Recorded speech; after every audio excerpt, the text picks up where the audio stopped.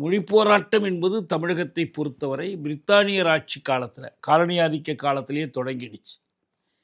அப்போ 1937 இந்தியாவெங்கும் government of India act படி மாகாண சட்டசபைகளுக்கு தேர்தல் நடந்துச்சு.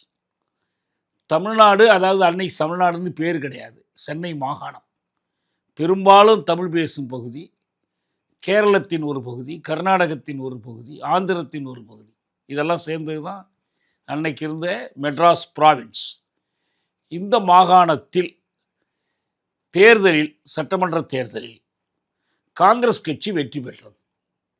காங்கிரஸ் கட்சி சார்பில் ராஜகோபாலாச்சாரியார், ராஜாஜின்னு சுருக்கமாக அழைக்கப்படுற ராஜகோபாலாச்சாரியார், அப்போ முதலமைச்சர்னு பேர் கிடையாது, பிரைம் மினிஸ்டர்னு பேர், அவர் சென்னை மாகாணத்தினுடைய தலைமை அமைச்சராக தேர்ந்தெடுக்கப்பட்டார்.